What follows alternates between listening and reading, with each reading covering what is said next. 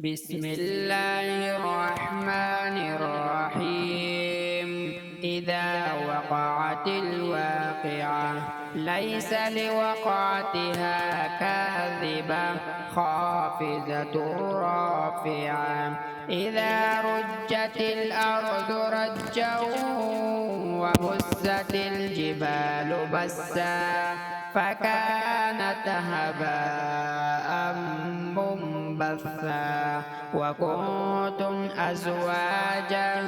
ثلاثة فأصحاب الميمنة ما أصحاب الميمنة وأصحاب المشأمة ما أصحاب المشأمة والسابقون السابقون أولئك المقربون في جنات النعيم ثلة من الأولين وقليل من الآخرين على سرر موزونة متكئين عليها متقابلين يطوف عليهم ولدان مخلدون بأكواب وأباريق وكأس من معين لا يصدعون عنها ولا ينصفون وفاكهة مما يتخيرون ولحم طير مما يشتهون وحور عين كأمثال اللؤلؤ المكنون جزاء بما كانوا يعملون لا يسمعون فيها لغوا ولا تأثيما إلا قيلا سلاما سلاما وأصحاب اليمين ما أصحاب اليمين في سدر مخضود وطلح منضود وظل ممدود وماء مسكوب وفاكهة كثيرة لا مقطوعة ولا ممنوعة وفرش مرفوعة إنا أنشأناهن إنشاء فجعلناهن أبكارا عربا أترابا لأصحاب اليمين ثلة من الأولين وثلة من الآخرين وأصحاب الشمال ما أصحاب الشمال في سموم وحميم وظل من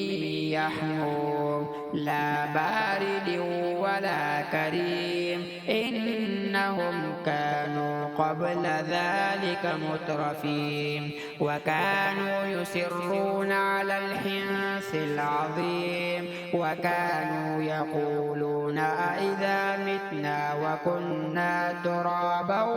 وعظاما أإنا لمبعوثون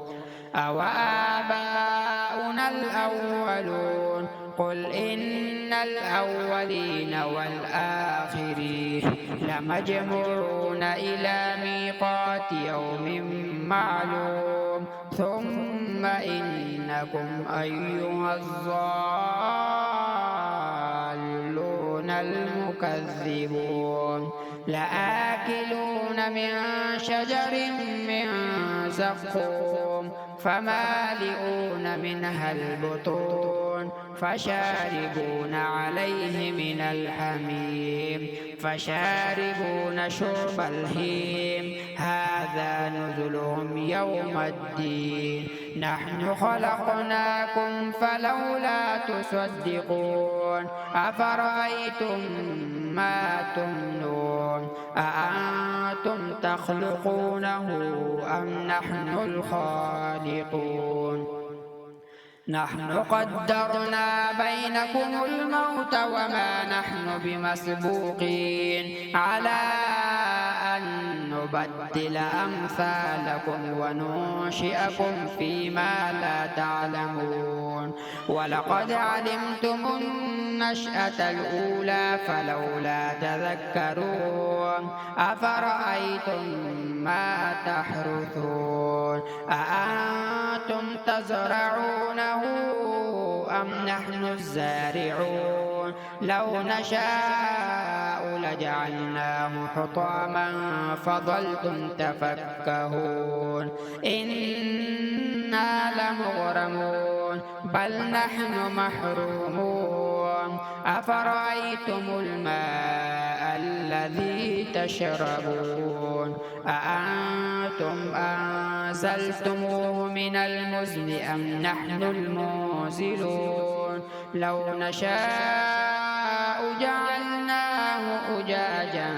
فلولا تشكرون أفرأيتم النار التي تورون أأنتم أنشأتم شجرتها أم نحن المنشئون نحن جعلناها تذكرة ومتاعا للمقوين فسبح باسم ربك العظيم فلا أقسم بمواقع النجوم وإنه لقسم لو تعلمون عظيم إنه لقرآن